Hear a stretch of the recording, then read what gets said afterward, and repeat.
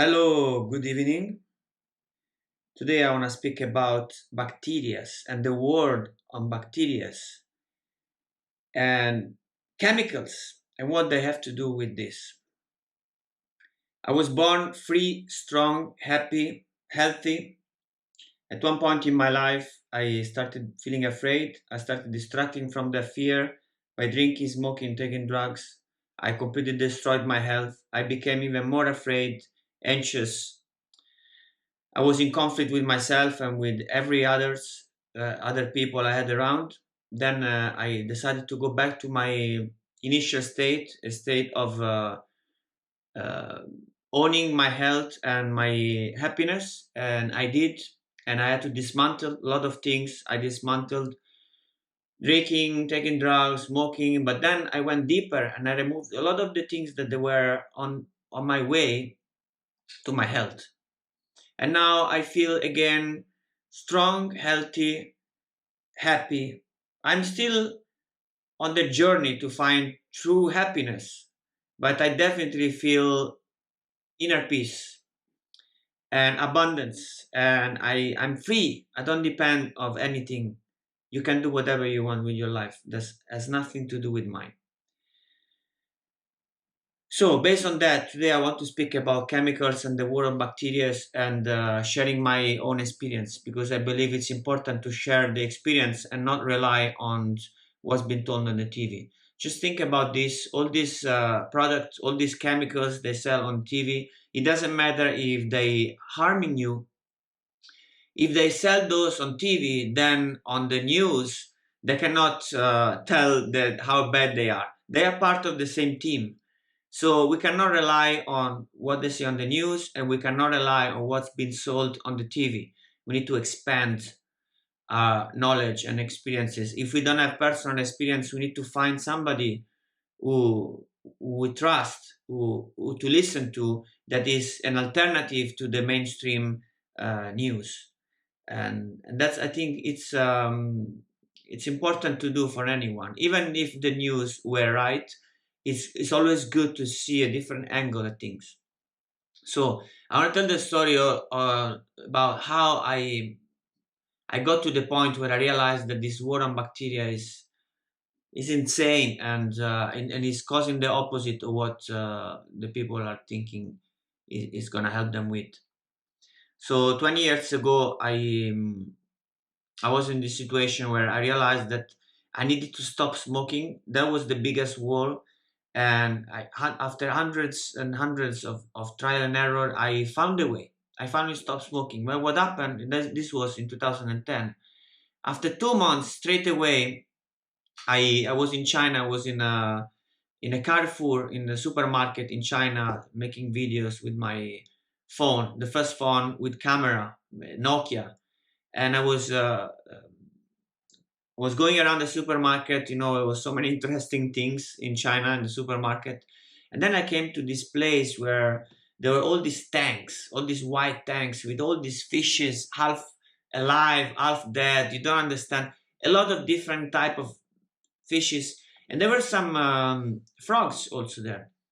And then this guy with this white suit, with these big gloves, he grabbed one of these frogs who were just there, kind of dormant with their eye open. And he grabbed one of these frogs, and this frog started going with the legs and arms like that. And he takes these scissors and chop the head off, peel it, put it on the scale, put some paper around, put it in the plastic bag, put the bill on the bag, and give to the customer. And when I saw this, straight away, I did something I never thought I would do. I never considered of doing anything like that. I turned to my girlfriend, ex-girlfriend, and I said, I'm gonna be vegetarian from now on. But I'm not telling you this story to become vegetarian. This is just the tip of the iceberg. There's nothing to do. That's not why I'm telling you this story. Story, it goes on. And then after becoming vegetarian, I started uh, being fed from different information, because the mainstream information would tell me that I need to eat meat for protein, that I need to have all these animal products because I needed them.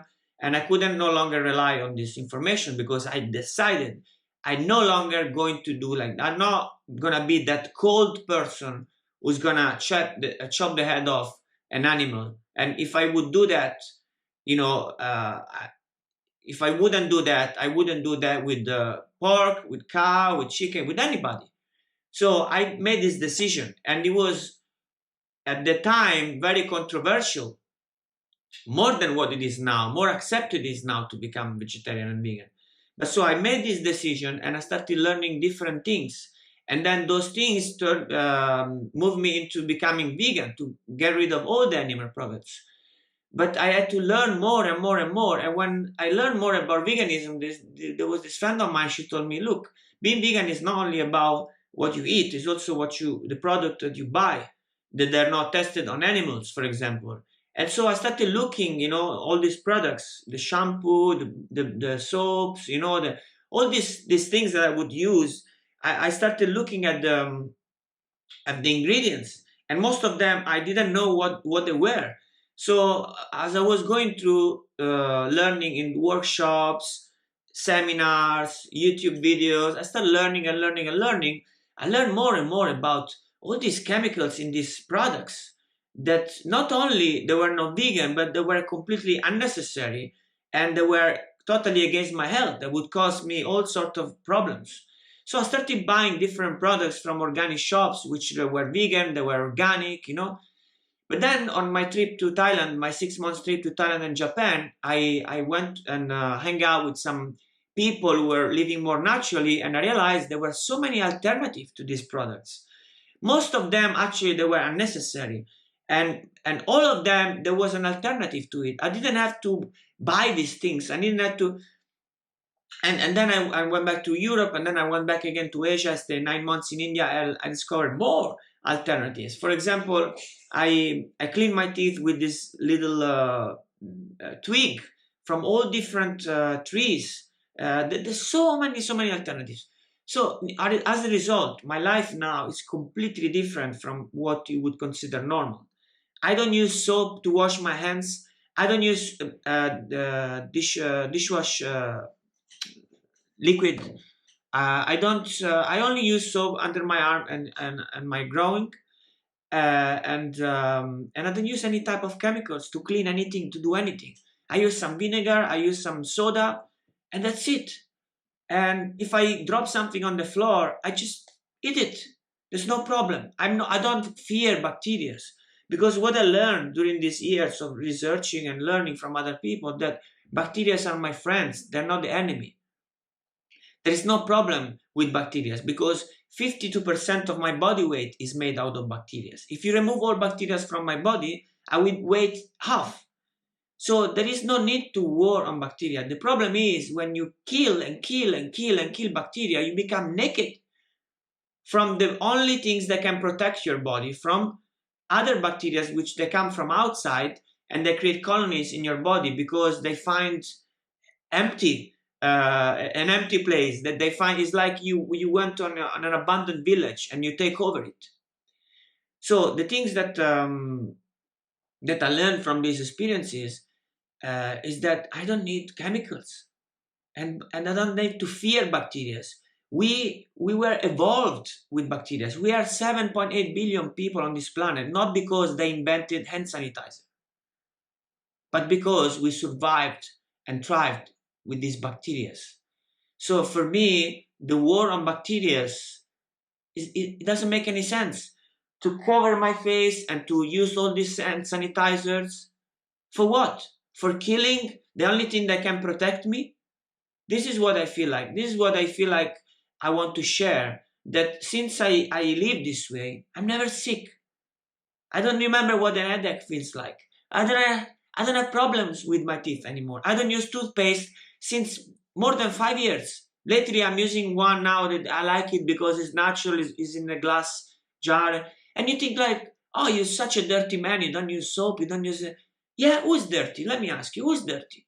The one who pollute the air, pollute the water, pollute the soil, pollute oneself and the others, create crazy amount of plastic, unnecessary containers of plastic.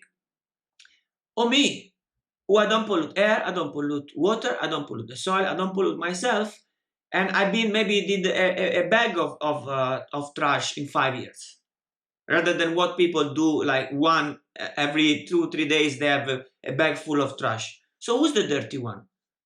Who's the dirty one? Who's the healthy one? Me, I never get sick. I don't know what that feels like. I never had problem of anything. Or you always have to spray something. You have to always clean something. You have to always use something. So think what you want of me.